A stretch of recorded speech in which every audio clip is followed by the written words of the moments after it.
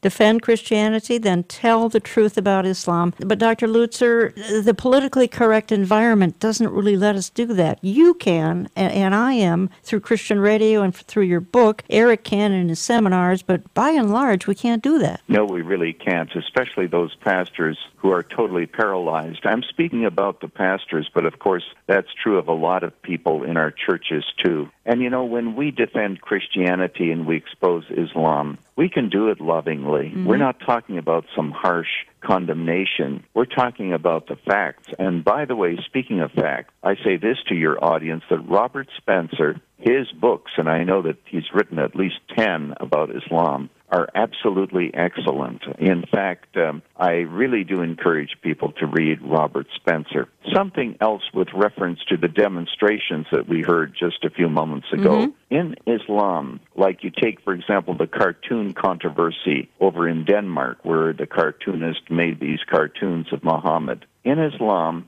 it's interesting that all of the blame was given to the cartoonist. It was his fault. What about the riots that ensued? And Eric, you can probably confirm this. If I remember correctly, about 60 people died in the riots that took place as a result of the cartoons. Why is it that people don't focus on the terror, on the death, on the killings that took place as a result of it and put some blame there? Mm. All of the blame is on the cartoonist. Mm. And the reason for that is in Islam it is believed that the evil that is done to us in a case like that is so great. It is really much greater than any evil we could do to the cartoonist, etc. I just say this with a heavy heart. You know what really ought to give Americans pause?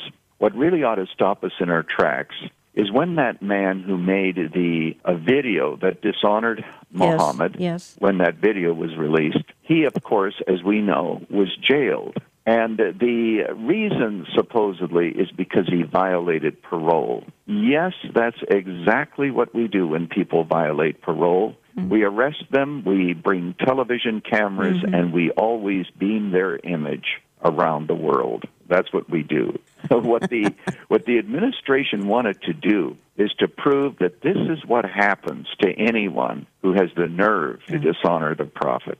And you remember in September of 2013, our president said in the United Nations that the future does not belong to those who dishonor the prophet of Islam. Well, what was he saying? That the future belongs to those who honor the prophet of Islam? Well, we have here such a double standard. It should concern us. You know, Jan and Dr. Lutzer, it strikes me that when the church allows the media to define who we are and what we believe, instead of letting the Bible do it, that's where the trouble is for Christians. And, we're so concerned about the way the world pictures us, perceives us, and frames us. We don't realize when we stop talking or start talking about the idea of Islam being a religion of peace, that in Islam, peace means you've converted to Islam. And if you haven't, then you're a member of the house of war, to put it in Islamic terms. And that means you are an enemy of Islam at that point. There's no middle ground here. So they have misconstrued the word peace, and we've gone right along with it. So this is what's happening. We are fighting an uphill battle, but it's a battle that needs to be fought. And folks, let me just put it in terms that we can all get. Why should we as Christians